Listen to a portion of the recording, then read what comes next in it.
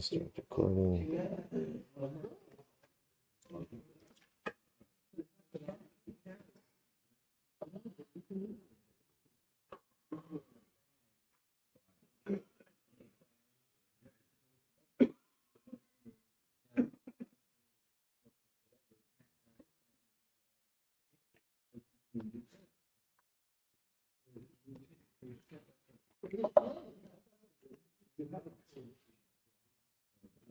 All right, to both say good morning, Chodesh. Baruch Hashem, to be able to begin the new month together. Learning Masechet Zevachim, begin by thanking all of our sponsors for this morning's shiur. I know we have a lot of sponsors this morning to thank. To thank Steve and Terry Zinn for dedicating all the shiurim this month of Cheshvan in loving memory of Steve's father, Albert Zin Bunim Tzvi Ben Chaim Zichron Livracha, on his 20th yahrzeit. To thank our week of learning sponsor, Zevi Daniel, who is excited to be back in person for a few days to learn with our holy chevra. There is no shiur like our shiur, no chevra like our chevra, and belated honor of David Schwartz's remarkable Siyum HaTorah, Mazel Tov. Daf Yomi sponsor for today, Baruch Fisher Kozlovsky, in commemoration of today's 54th yahrzeit for Morris Sandler, Moshe Yehuda ben Avram HaKohen Zichron Livracha, as well as for the upcoming 13th yahrzeit of Sheldon Berman, Shmuel Yosef ben Shalom Tuvia Zichron Livracha, on the 6th of Cheshvan. And Daf Yomi today is sponsored by the Tusk children. To our Papa, we love you and are always rooting for you from all over the world. We love you.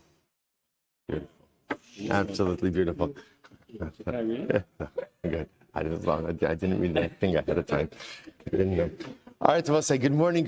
Let's begin. We have a lot to do today, Baruch Hashem. Kinai Nahara. A lot to do today. Today's daf is Lamed Tes. We are picking up Emir Hashem on Lamed Ches Amid Beis. Way up top, 2 dots, but it's okay. Really, Zevachim flows quickly. Says the Gemara, Tanya. So we left off 38b at the 2 dots, 2, 4, 5, 6 lines down from the top. 6 lines down from the top. Tanya. Rabbi Eliezer ben Yaakov Omer. Rabbi Eliezer ben Yaakov says as follows. Remember again, still are pretty much our same fundamental machlokes from our Mishnah, which was halacha l'maaseh again. What is the minimum number of hazos or zrikos that you need in order to go ahead and allow a carbon to be effective? So generally the halacha is, by general karbanos halacha is 1. What we call in halacha achos shishtayim. 1, that's 2. The machlokes Beis Shammai and Beis Hillel is in the case ultimately again of chatos. Beis Shammai says you require 2, shtayim shein arba. Beis Hillel says even by chatos, ultimately again it is 1. It is 1. Okay. So the Rebbe says, so continue on that. Brayse that's Tanya. Rabbi Eliezer ben Yaakov Omer. Beis Shammai omrim shtei matanos shebechatos v'achos shebechol hazvachim. So Beis Shammai says as follows. Beis Shammai says, so again, in general, 2 matanos when it comes to a chatos. Remember again, that's shtayim shein arba. So you need 2 blood applications by a chatos and 1 blood application by all other karbanos. And that does 2 things. Number 1, matiros. Matiros means that allows the carbon to be effective. And mefaglos means you could render it pigol. So in other words, Echatos can only be rendered pegel according to Beis Shammai is if you have an invalidating intent during both 2 of the zrikos, right? By regular karbanos, even by 1 of the zrikos. Beis Hillel says no. Beis Hillel omrim achos shebechatos v'achos shebechol hazvachim materes u'mifageles. Beis Hillel says no. Both by chatos as well as by general karbanos, the halacha is materes u'mifageles, which is that halacha l'maisa. 1 blood application allows the carbon to be effective, and therefore with 1 blood application, ultimately again, a carbon can become pigel. So we'll say this is fascinating. Maskiv Raboshia, Imkain, Listni Gabi Kuli Beisham V'chumrei Beis Hillel. Well, hold up. This should be part of the list of the kulas of Beis Shammai and the chumras of Beis Hillel, right? The stringencies of Beis Shammai and the leniencies of Beis Hillel. Why I will say? Because again, remember, Beis Shammai ultimately again is being mekel. How is he being mekel? Because according to him, a chatas only becomes pigel if you have 2 zrikas, right? If you have an invalidating intent by 2 of the azos, by 2 of the blood applications. Beis Hillel says even by 1. So Beis Hillel is being machmir, Beis Shammai is being mekel. So why not add this to the short list of items that Beis Shammai is mekel on and Beis Hillel is machmir on? Incredible. To which the Gemara says, Rashi says over here, Lisniye, lahach plugda be'edios. Gabi kula Beis Shammai, shekula nistru be'mishna edios. I will say, if you remember again, many of you asked this, in Shas, so edios is often in the same volume as Harius, right? But yet, interestingly enough, right, edios, because edios is really only Mishnayos, is not part of the Daf Yomi cycle. But interestingly enough, in Maseches edios, ultimately, again, this list of the chumras of Beis Hillel, the kulas of Beis Shammai are included. So this should be there. Yet this doesn't show up. So this is so interesting. The Gemara says, Amalei Rava, no. Ki itchel had teira itchel, the havale Beis Shammai the chumra. No. When the Shaila was asked, this is so interesting. When the Shaila was asked, under what circumstances are you permitted to consume the meat? Take a look at Rashi just a moment. Lehatera itchel. It's like a cross in the Gemara to the left, about 10 lines, 8 lines, 7, 6. 5, maybe 4. It's somewhere between 4 and 8 lines down. The Gemara says, "Follows lehatera ishil le'inyan heter habasar v'ha'imurin nishala." Listen to this. Sha'omi da shal v'shal. The way this question was asked in the Beis Medrash was in the following way: nasan matana achas b'chatas v'nishbach hadam. If you did one blood application by a chatas and then the rest of the sacrificial blood spilled. So what's hadam? Silmar says, "Hutru ha'imurin v'habasar," or lo, can you eat the meat? And can you offer up the sacrificial parts or not? And what's the halacha? Or the hotru amdu Beis Shammai upaslu. So Beis Shammai said, no. Ultimately, again, it's pasul. It's pasul, right? Because remember, Beis Shammai needs 2 blood applications, ultimately, again, by a chatas. And therefore, Beis Shammai says, no, you can't eat the meat. Beis Hillel says, yes, you can eat the meat. Why? Because you only need 1 blood application. So from the perspective that the question was asked, right? Beis Shammai was the machmir, because Beis Shammai says you can't eat the meat because you need 2 blood applications, you only had 1. And Beis Hillel was the mekel because they said you could eat it. Incredible. We'll say, what a Musar Haskell. That in life, it's not just about what you say, but it is about how you say it. My children know, like if there's one thing my wife always says over and over, still even as adults, she says to them, it's never just what you say, it is always how you say it. Tone and facial expressions, everything makes a difference. So this is incredible. Same question, but asked from a different perspective. So from one perspective, Beis Shammai is the mekel, Beis Hillel is the machmir. From the other perspective, no, Beis Shammai is the machmir, Beis Hillel. All how, not just what you say, but always how you say it. Incredible. Let's go back there. Amar Rabbi Yochanan, Shalosh matana shebechatos einam baos balay. Let's also listen to this. So just to understand, by chatos, generally by chatos, there are 4 blood applications, 4 hazos, 4 sprinklings. Now, the machlokes Hashem Beis Hillel is how many of those are necessary? Beis Hillel 1, Beis Shammai 2. Now, this Gemara is going to operate under the assumption that we're going like Beis Hillel, that by a chatos, ultimately, again, really, you must have 1 blood application. Obviously, the goal is how many should you have? 4. Right? No, you should have 4 because that's the man, right? You should have 4, right? You should always have 4. That's the ideal. But halacha l'maisa, you need at least 1. So I'm just pointing this out. The Gemara is operating under the assumption that we paskin like Beis Hillel. We'll see whether or not that's true. But let's go. Amar Rabbi Yochanan, Shalosh matana shebechatos, the 3 blood applications. Now what that means is, what's the 3? After you do what we'll call the first primary one, which is the one that essentially allows the carbon to be effective, the remaining 3, what's their status? So the Gemara says, Einon ba'os balay. And what the Gemara is essentially, let me just say this outside for just a second. What the Gemara is going to show us like this. Since the remaining 3 are not as quote-unquote as necessary, I'm careful with that because of course it's necessary, the Torah mandates it. But since it's not necessary in the same way as the first, to a certain degree, the last 3 are treated a little bit differently than the first. There are certain similarities they have to the first and certain differences they have to the first. So here we go. So the Gemara says like this. So they cannot be stoned at night. You can't sprinkle it at night. But this is very interesting. Let's say Reuven is bringing a chatos, right? Reuven is bringing a chatos. So Reuven's the Yisrael Kohen's offering it up. And after the first sprinkling, Reuven died. So the halacha is you could do the rest of the sprinklings even though Ruvain died. Now I will say, contrast that with, let's say, the shechta the karban, and then Ruvain died before the first act of zrika. You could not do it. You could not carry on with the karban. But once the first zrika is done, you could even do the subsequent ones. But if you do these other zrikos outside of the Beis Hamikdash, ultimately, again, you will be chayiv. Okay, incredible. Papa says, in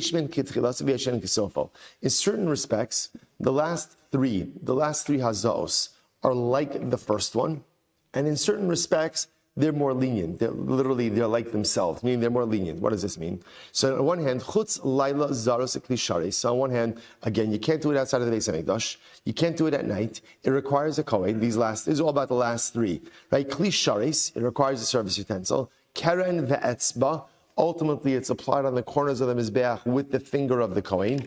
Kibus, laundering, right? Laundering, we'll see what that means in just a moment. Vishirayim, and the leftover blood. In all of these areas, the last three sprinklings are like the first. Now, let's look specifically at the last couple. What does this mean? Kibus. If you look at Rashi chutz, if you actually go into the wide lines, 1, 2, 3, 4, 5, 6, 7, 8 lines into the wide line. It's the middle of a Rashi, 3 words from the end of the line. Vikibus. What's the case of kibus? What's the case of laundering? This is fascinating. Im nitas medam achatas ala beged li'achar shenasan b'matana achas taon kibus. I will say, if blood splatters on the clothing of the kohen after he did the first act of sprinkling, sometime during the last three, the halacha is that his clothing requires laundering. Kidechsiv v'ashayiza midama kilu nitas kodem lakol aval im nasan kol mat noseh ve'achar kach nitas min hashirayim. Ein taon kibos kidarmina b'shmaitis. We'll say, this is just an interesting fact. The halacha is that if blood splatters on the kohen's clothing, anytime during any of the zrikos, ultimately the clothing requires kibos, requires laundering. If, let's say, blood splatters after the sprinkling, let's say he's pouring out the remnants of the blood, and then blood splatters, it does not require kibos. It does not require laundering. So in this respect, the last three are like the first one, and shirayim. What shirayim? Look at Rashi. Chata shekibel dam ba'arba kosos v'nasa matana achas mikol echad kula nasin shein lishbach b'yisod. So it says we're going to see for the last three, just like for the first one. So to the last three, everything has the status of shirayim. Now, what does this mean on a practical level? What it means is that halacha l'maisa, any leftover blood, you can't just discard it summarily, but rather, again, it must be poured out by a drain by the base, which we'll talk about that. So these are all the ways in which the last three sprinklings are like the first. On the other hand, kitrilasan, misa, lo shari v'lo mefagla. On the other hand, right, ultimately, again, when it comes to misa, Rashi says, Bos lechaper la'achar misa ki da'amar la'el, lo shari v'lo ma'agla, V'lo aili ligavai kisofan. On the other hand, it will say that halacha l'maisa, the last three can be brought even after the death of the owner. Right? So remember again, if the owner dies, if Ruvain dies before the first act of sprinkling, can't bring the karban. If he dies after the first, but during the last three, can bring it. Right? Lo sharia v'lo mefagla. The last three do not permit the karban, right? They're not the matir, and also the karban cannot become pigel through an erroneous intent. And ultimately, again, they cannot be brought inside. Again, we'll see what that means. But Pashas, what that means is, if you have a chatas achitzon, which is a chatas offered on the outside, and you bring the blood inside of the Beis Hamikdash and sprinkle it there, that does not invalidate the karban. In all of these cases, kisofan. So in these last categories, the last three sprinklings ultimately, again, are kind of reckoned on their own. So we'll say, so fascinatingly enough, Rav Papa says, here's what we're doing. Operating with the idea like Beis Hillel, the first act of sprinkling is the determinant of the effectiveness of the karban. Obviously, it's a mitzvah to do the remaining three, but halacha l'maisa, again, in certain respects, the first three are like the first one, and bless you, and they're different than the first one. How are they like the first one? One more time. You can't do it outside of the Beis Hamikdash, can't do it at night, requires a kohen, requires a klisharis, done with the finger of the kohen and sprinkled on the corner. If blood splatters on the kohen's clothing, he requires kibus, laundering. Leftovers are poured out by the yisod, by the base of the mizbeach. In this respect, the last three are just like the first one. How are they different? Number one, last three can be done even after the death of the owner. That's misa. Lo sharia, they do not permit the carbon. Last three. Can't make the carbon piggle, right? Ultimately, again, and if they are brought inside the Beis Hamikdash, they do not go ahead and invalidate the carbon. Incredible. Amra Papa. Papa says, "Mina min Allah." So Papa says, "Where do I know this?" Now Papa is specifically asking about kibbutz, right? The halacha is that if any of the blood during any of the sprinkling, specifically even the last three, splatters on the clothing of the Kohen, ultimately, again, there's a din kibbutz. He has to launder. So Papa says, "Where do I know this from?" This nan, because we learned. This nan nitas minat savra ala bagid enoton kibbutz. It's very interesting. When the Kohen did the shechita, the blood splattered from the neck onto the clothing of the Kohen. Ultimately, again, there is no din of laundering. He doesn't have to launder, which is very interesting, right? Because why? Which makes sense. It's not sacrificial blood yet. Remember, when does it become sacrificial blood? When? Only once it comes into a klisharis. Minat karen or minat yesod enoton kibbutz. Similarly, again, let's say the Kohen is going ahead and sprinkling on the mizbeach, and there's splashback, right? He goes ahead and he sprinkles it, and it splatters back on his clothing. Also, that does not require kibbutz. What do you see from here? Hamin haroy lekaren ta'on kibbutz. But any blood that is fit to be applied on the mizbeach, ultimately, again, if it gets on the Kohen's clothing, does require laundering. So therefore, what? Any of the sprinklings, any of the four sprinklings, that is blood that is fit to go on the mizbeach, and therefore, again, requires kibbutz. Mina yesod eno ta'on kibbutz. The Gemara says, by using this logic, if blood splashed back, let's say he was pouring it down by the yesod, by the base of the mizbeach, and some of it splashed back, based on what you said, you would not require kibbutz because this is not blood that is fit to go on the corners. So the Gemara says, ha min haroy li yesod ta'on kibbutz.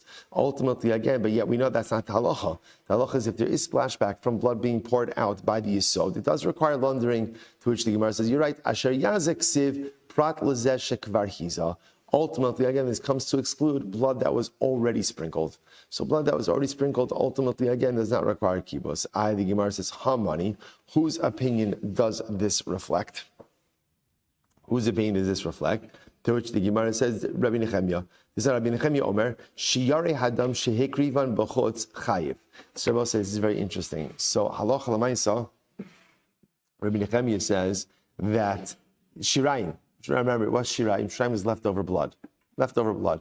Generally, we're going to see leftover blood is dealt with in different ways, but one thing is usually clear, which is it's being poured down in some directed way in the Beis Hamikdash. So Nehemiah says that shiyare adam, leftover blood, shekriva b'chutz, that was offered up outside of the Beis Hamikdash, chayiv.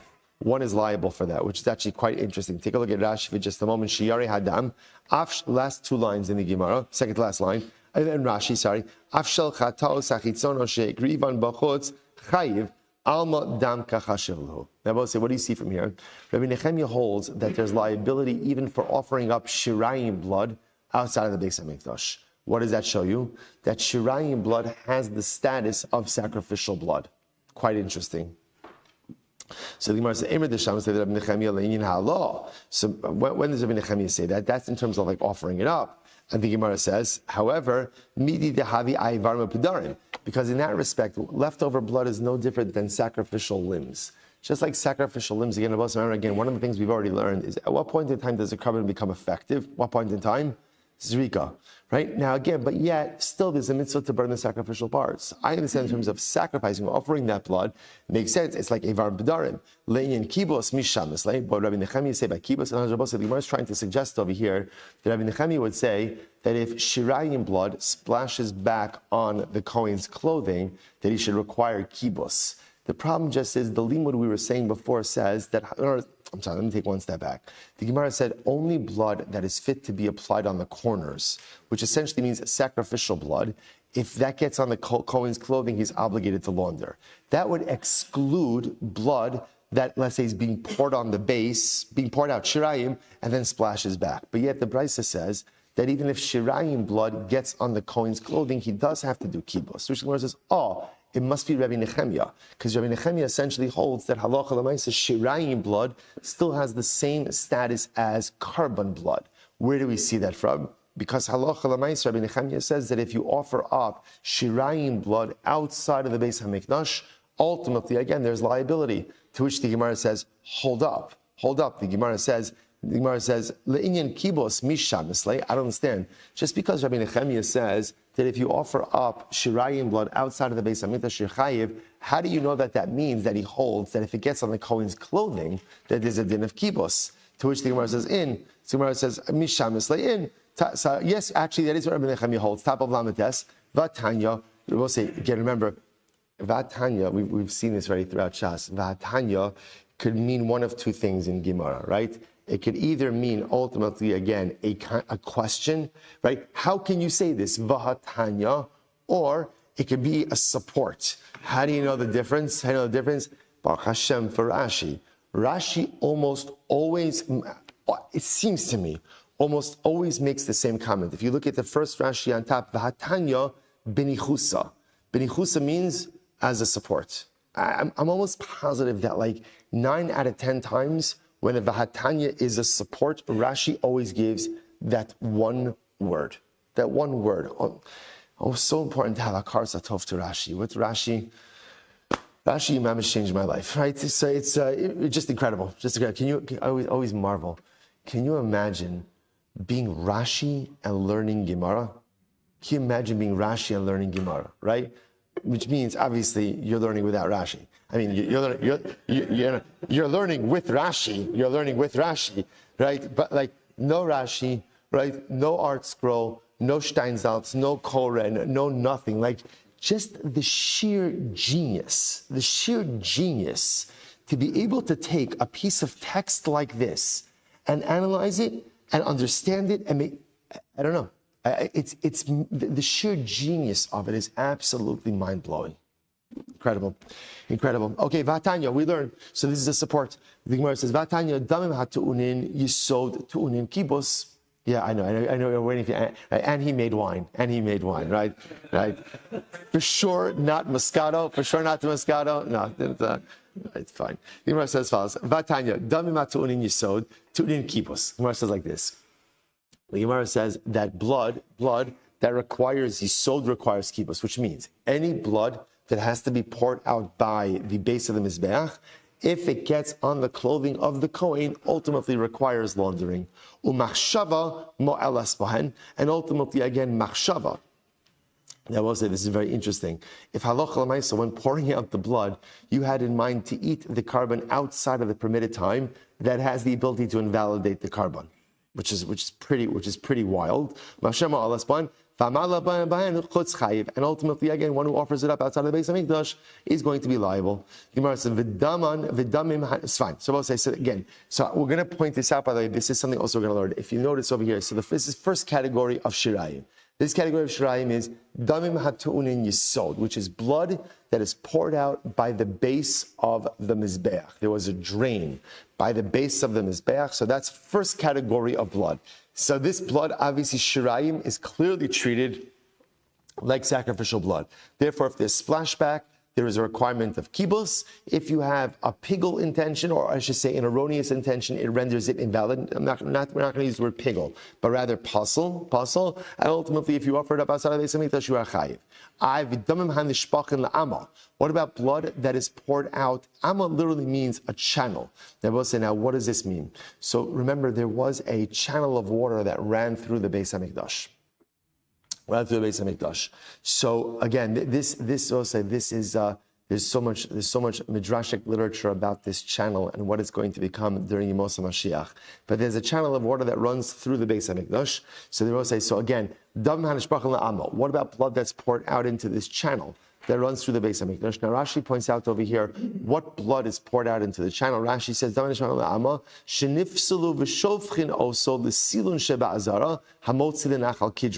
Now, interesting enough, apparently, what blood was poured into the channel? Blood that became invalidated through a variety of different things, right? So invalidated. So again, carbonic blood was poured out by the base of the Mizbeach. Invalidated blood was emptied into the channel that washed it into Nachal Kidron, the Kidron Valley. Okay, so what's the halacha? That blood ain't tu'unin bahen kibos. If that blood splashes back, there's no din of kibos. Ve'imachshav mo'elas bahen, and an erroneous mindset will not invalidate the carbon. And one who goes ahead and offers it up outside of the Beis Hamikdash, ultimately again will be pater. Okay, incredible. So the Gemara says, so we'll say, now remember, we're focused not on the second category, we're focused on the first category, right? We're focused on blood that is poured out by the Yisod, that is poured out by the base of the Mizbeach. That's what we're focusing on. And now we'll say, what does the Brisa say? The Brisa says explicitly that if there's splashback from leftover blood being poured out by the base, what's the halacha? There's a din of kibus. Ultimately, again, there is a din ultimately of laundering. So it says the Gemara, Man shamis leitamar ma'ala b'han b'chutz chayiv.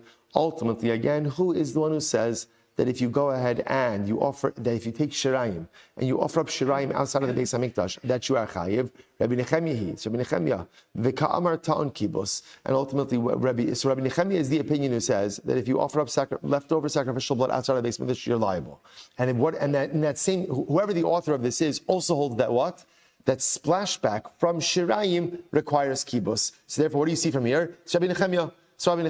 And therefore Rabbi Nechemia is the opinion that holds that halacha l'maisa, if there is splashback from leftover sacrificial blood from shirayim, ultimately again there is a din kibus. There is a law of laundering, halacha of laundering. Incredible. Verse says, now 1 second.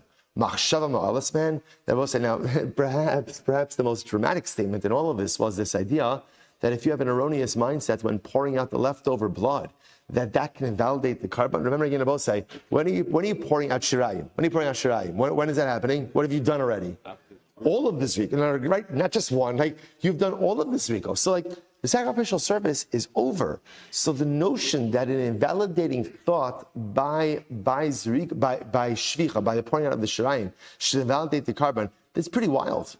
That is pretty wild. Is that true? Vatanya, we learned Yotsu Shirayim Vaktara Semurin Shein Ma'akvines Akapara Shein Machshava Mo'eles Bahen. We learned in a brayso that's what? That ultimately Shirayim, right, pouring out of leftover blood, Haktara Semurin, the burning of the sacrificial limbs, where these items are not necessary for kapara, right? In other words, we go ahead and we effect atonement ultimately again without these items. Therefore, because they are not necessary for atonement, ultimately, again, an erroneous mindset does not invalidate the carbon. So this contradicts the Brisa, because the Brisa said that if you have an erroneous mindset during the pouring out of the shrine, that it can invalidate the carbon. What's going on over there? To which Gemara says, hold up. No. What was that referring to? When it said shirayim, that if you have an erroneous mindset during shirayim, it could invalidate the carbon. Which shirayim was it talking about? It was talking about the last 3 blood applications of chatas. It was just calling it shirayim. Why was it calling it shirayim? Because the first blood application, is the necessary one to create effectiveness of the carbon. Therefore, the remaining 3 are called shirayim. Oh, okay. Now, what the Gemara is saying is, halacha l'maisa, if a person goes ahead and has an erroneous mindset during and pouring of the final 3, ultimately, again, it can invalidate the carbon. That makes a lot more sense. If that's the case, Tu'unin Yisod, L'Karen Osli. So if that's the case, then why does it say that the blood is poured out by the Yisod, by the base? It's not poured out of the Mizbeach. The blood applications of the Chadas are done by the horns of the Mizbeach. To which the Gemara says, Ema nit anin yisod. Ultimately, again, what it means is they will ultimately require being poured out by the yisod. Okay, fascinating. Now, one second, let's go back. So now, what you're telling me is that halacha l'maisa, if one has an erroneous mindset by the remaining 3, what we'll call the last 3 sprinklings of the chatos, that can invalidate the carbon. Is that true? Is that statement true?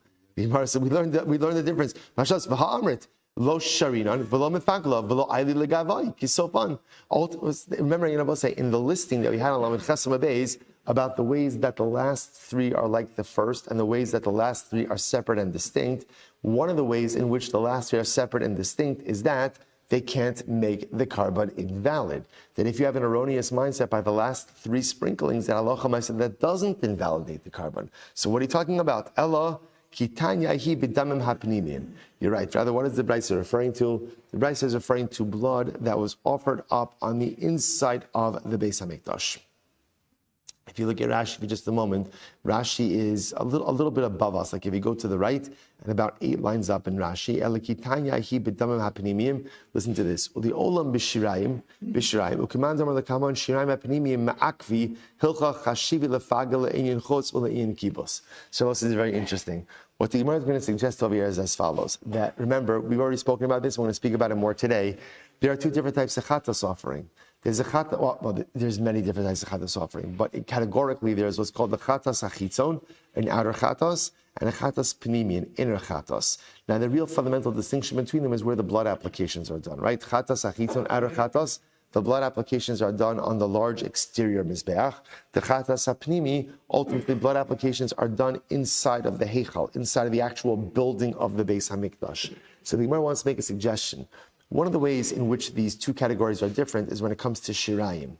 The shirayim of a chatas achitzon, which is what we've been dealing with up until now, really don't have an impact on the carbon. Obviously, you're supposed to pour them out by the base of the mizbeach, but if you mess it up, you don't do it, you do it, you have an erroneous mindset, it doesn't impact the carbon. However, shirayim of a chatas hapnimi, shirayim of inner chatas, ultimately again are required for kapara. That's the Gemara suggesting. We haven't seen that in the Gemara, but that's what the Gemara is floating over here. Therefore, when the Bryce has said before that if you have an erroneous mindset during the pouring out of shirayim, that is referring to an inner chatas. But again, if you have an invalidating mindset by external blood or by blood of an external chatas, what's the halacha? Pater. Ultimately, your pater doesn't do anything. The Gemara says, well, if that's the case, if that's the case, then in the Brisa, remember again, I will say, the Brisa had 2 categories. It had a category of blood poured out by the Yisod of the Mizbeach, and what was category number 2? Blood poured into the channel. The Gemara says, instead, why don't you leave out that second category? So instead, go ahead and focus on the first category. When is this so? When is what so? When is it so that if you have an erroneous mindset, by shirayim, ultimately it invalidates the carbon, that's b'dam hapnimiyim. That's blood of an inner chatos. However, b'dam hachitzonim pater, but blood of an outer chatos, ultimately again an erroneous mindset, it won't do anything. To which the Gemara says, just fundamentally divide that case, and those are all cases of chatos blood that is poured out by the yisod of the mizbeach. To which the Gemara says, you're right, Hamani Rabbi Nechemia. So Rabbi Nechemia, what does Rabbi Nechemia say? The Amar Shiyari Adam Sheikrivan Bachutz Chayiv. Ultimately, again, Nechemia holds that leftover blood that was offered up outside of the Beis Hamikdash, ultimately, again, is Chayiv. V'lo masnile tzlasa pturi lebahada tzlasa chiyuve. And ultimately, again, when it comes ultimately again to these cases, he did not go ahead and quote, when it comes to Shiyarei Dem Shalchatas Chutz, he did not go ahead and list corresponding 3 cases of Ptur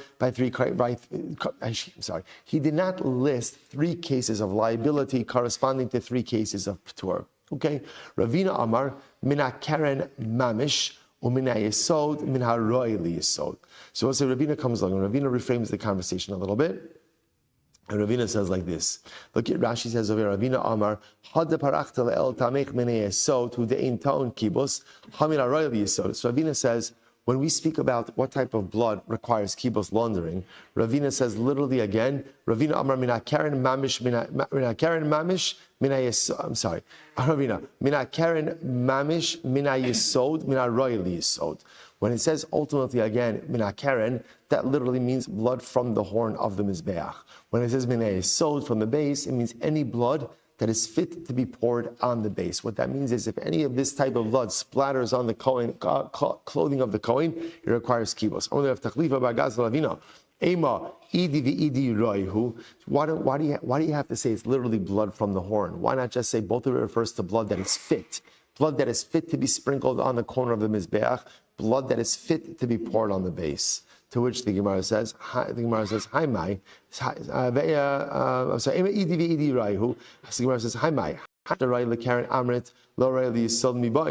we'll say, so ultimately, again, if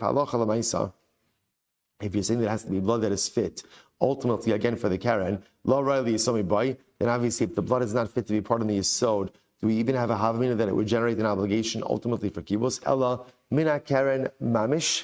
min hayisod min arayli. So therefore, Rabbeinu says, I believe that the right way to interpret this is, it is blood literally from the corner which splashes back. That's the blood that requires kibos, and ultimately, again, blood that halacha l'maisa again was fit to be poured on the base. That is blood that requires kibos as well. Incredible. So we'll say, so halacha l'maisa, what ends off over here. So first of all, what's just fascinating to see is there is this din.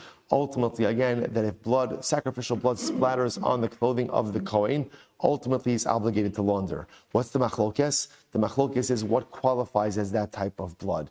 Is it any blood used in any parts of this of the blood applications, even the pouring out of the remnants, or not? So that's clearly our machlokes. Also, I'll say another machlokes, which is quite fascinating, is what is the status of shirayim? What is the status of leftover sacrificial blood? Rabbi Nehemiah clearly holds that leftover sacrificial blood still has the status of sacrificial blood. Everyone else ultimately again seems to be arguing on that. Incredible. Let's go a little bit weiter. So much to say about shirayim also, but if we have a couple of minutes at the end, I'll mention it. Va'asa kasher asa. So I'll say, so the pasuk says as follows: Va'asa lepar kasher asa lepar achatas ken yaselo v'chipar lemakoyim v'nislach lam. So we'll say, just context over here. This is talking about par ha'alam davra minat sibor, which means, again, remember we spent it feels like almost all of Harius on this.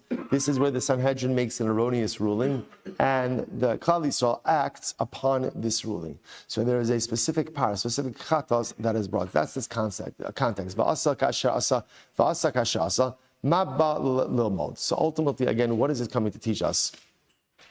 Lichbal b'haza aso. It's coming to tell us ultimately, again, halacha l'maisa, the need to go out and do hazos. And it teaches us ultimately, again, that by this par, I want to point out something interesting. The par ultimately, again, of the par halam davar min hatzibur, ultimately, again, halacha l'maisa is a chatas hapnimi. Is chatas offered up inside of the Beis HaMikdash. Now remember, again, as we saw before, and already as we've seen, clearly, although it's also called the chatas, it is treated differently. So in one case, again, you're obligated to do all of the azos. We'll discuss what that means. And ultimately, if you miss any of the blood applications, the carbon itself is invalid. Ainli ela matan sheva. So shema akvos b'chol makom. Matan dalid minalan. So ultimately, I only know about the 7 blood applications. Now, what's the 7 blood applications? So we'll say, this goes back to yesterday's daf, the matzlif, right? The matzlif. This is talking about when the Kohen does like that little flick of his hand in the direction of the cover and of the curtain of the Kodesh HaKadoshim, right? That's where he starts high, keeps going lower, not as much premeditated spacing, but starts high, keeps going lower. So I understand ultimately, again, that you need all 7 there. What about, again, Matan Dalet Minayin? How do I know about the 4 blood applications? Rabbi Rashi says, "She'in matan arba, she'in makvos bechatas hachitzon kidamin la'el, me'eshem makvos berkabanos hapnimi." Rabbi say, interestingly enough, even a chatas pnimi is still going to have blood applications outside as well. So how do I know that halacha l'maisa by a chatas pnimi? Ultimately, again, the blood applications for the outside are going to be ma'akev. So this is one of the ways in which the chatas hachitzon and chatas hapnimi are different. In outer chatas, we've just spent a significant amount of time establishing that that halacha l'maisa, really what you need is the first one, and the rest, you should have it, but if you don't, your carbon is good. That's chatas hachitzon. By chatas hapnimi, you must have all of the blood applications, inside and outside. Inside and outside. So the Gemara says, so matan dalet minayin, tamalom. So both say, now what the Gemara is saying is like this. It goes without saying that of course you're going to require the 7 interior blood applications. Why? Because those are unique to chatas hapnimi. Of course you're going to need it. How do I know that even the 4 blood applications, which are not unique to chatas pnimi, right? The chatas chitzon has it also, but by chatas chitzon, all you need is the first. If you don't have the remaining 3, you're okay. But yet by chatas pnimi, you must have all of them. Tamulomar kein yaasa. The pasuk says, "So it shall be done." This is how it has to be done. Lipar. What does that mean? We're just going to break about the pasuk. What does it mean? Lipar. Zepar Yom Kippurim. This refers to the par of Yom Kippur, right? So ultimately again, and it's equating the par of Yom Kippur to the par halam davar min hatzibur. Amud beis. All right, we got this, right? Kasher asa lepar. Like this same as you did for the par. What does that refer to? Zeh par koin Mashiach. This refers, we'll say, so again, remember, what's Par Kohen Mashiach? This is if the Kohen Gadol issues an erroneous ruling. So you see what's happening over here? What the Gemara is doing is it's darshaning and it's equating all of these other karbanos with the Par Ha'elam Davar Minat Tzibor. So what seems to be happening over here is the Par Ha'elam Davar Minat Tzibor is like the paradigmatic example of Chatas Pnimi, of Inner Mizbeach. And then what the pasuk is doing is it's slowly linking all of these other karbanos with Par Ha'elam Davar Minat Tzibor. So we're adding over here the Par of Yom Kippur, like Par Ha'elam Davar Minat Tzibor. Next, we're adding Par Kohen Mashiach, like Par Ha'elam Davar Minat Tzibor. HaChatos, what does Chatos include? Elu Si'iri Avodos Kochavim. Let's get ready for this. Elu Si'iri Avodos Kochavim. This refers ultimately again to the sin offerings for Avodah Zarah. This is communal Avodah Zarah. Right? If there's communal Avodah Zarah, ultimately again there's an inner Chatos that's brought. Yochol Shani Marbe Af Si'iri Haragalim Usi'iri Roshei Chadashim.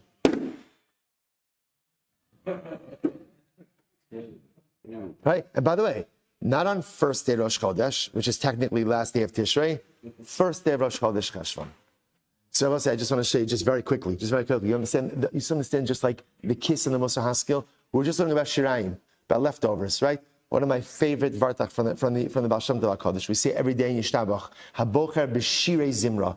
Habocher b'shirei zimra. So again, what does it mean? Hashem loves the songs, right? The songs of His children. The Baal Shem Tov says shiri could also be vocalized differently as shiare, leftovers. Man doesn't like leftovers all that long. Kadosh Baruch Hu loves leftovers. What does that mean? That when we have a spiritual experience, ultimately, Kadosh Baruch Hu says, take it with you. Take the leftovers. Don't let the inspiration ebb. Don't let it go away. Just whatever, harness it, hold it, bottle it, and take it with you. Habocher b'shiyarei. Hashem loves shirayim.